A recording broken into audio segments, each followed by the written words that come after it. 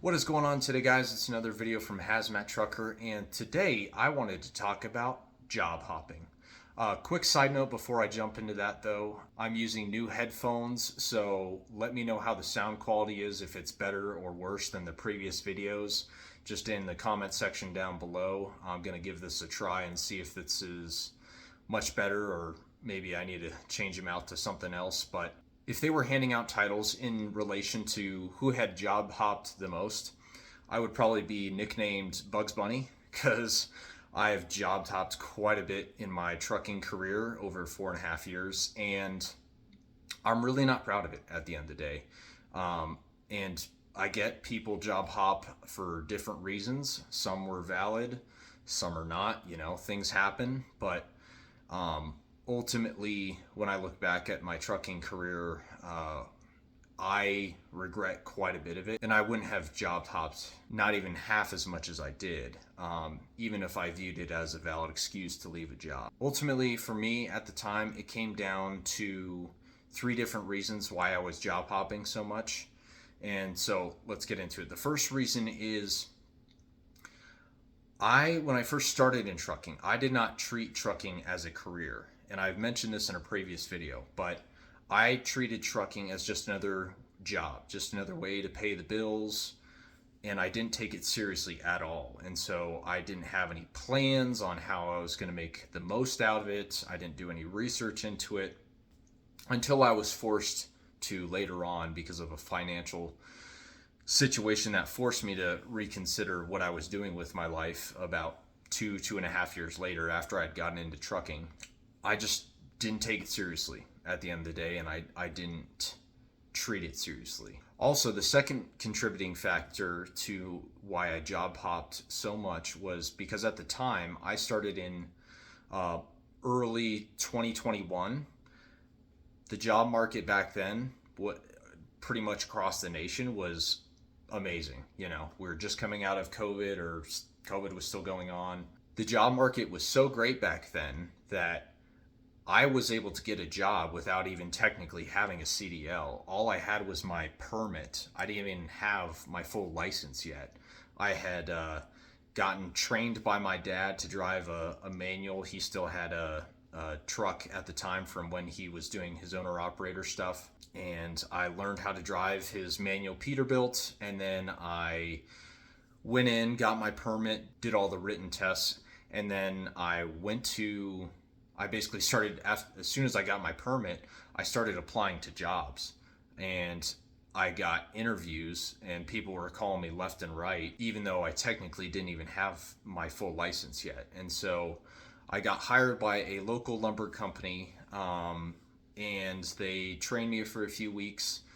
I went to the DMV with their company truck, passed the exam, I got my Class A license. I continued on my own. Up until about 2 or 3 years ago, that job market allowed for a lot of job hopping that normally you can't really do as much, but the market conditions were ripe for it at the time.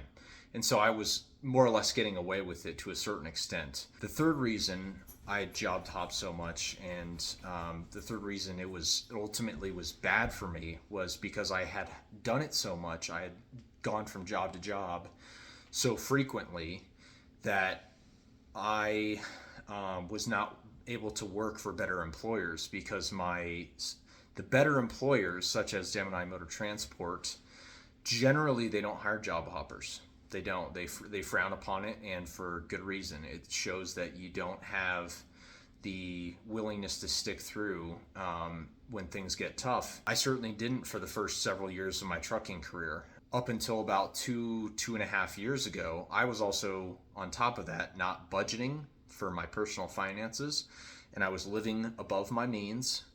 And because of that, I had bills to pay, and I had to work for less than desirable employers, really scummy employers, in fact, because I did that. So a lot of this would have been avoided. A lot of the pain that I went through would have been avoided if I had, number one, obviously not job hopped, but number two, even if you show up to that employer and they lie to you in their interview, and you get there and it's a completely different thing than what they say, and they also are stealing from you on your paycheck, and they're just a scummy employer.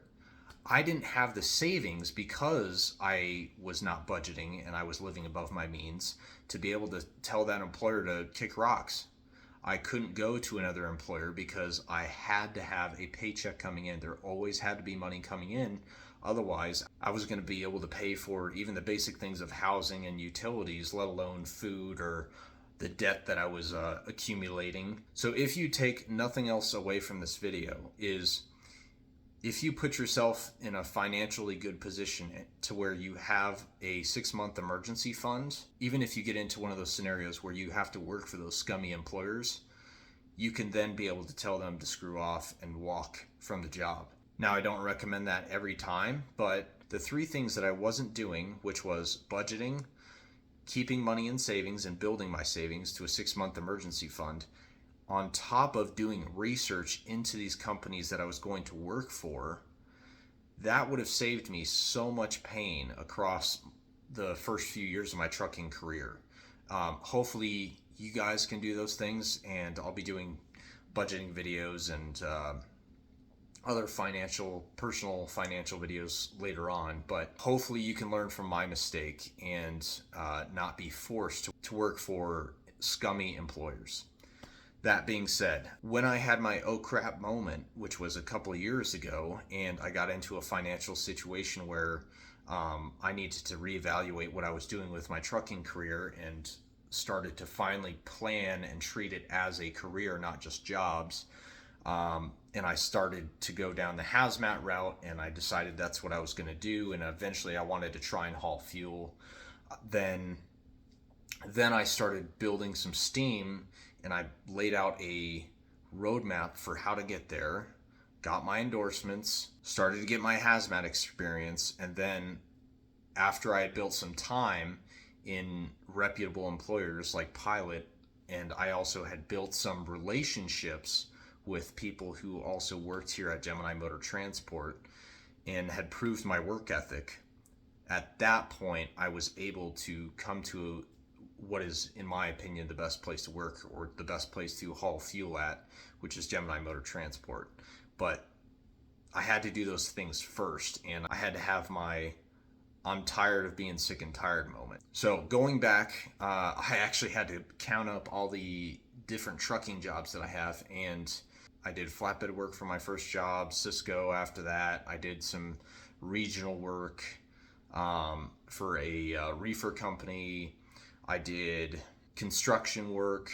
I did oil field natural gas work. I had my first fuel hauling job, which I already did a video about, working for a family-owned company, if you want to go check that video out.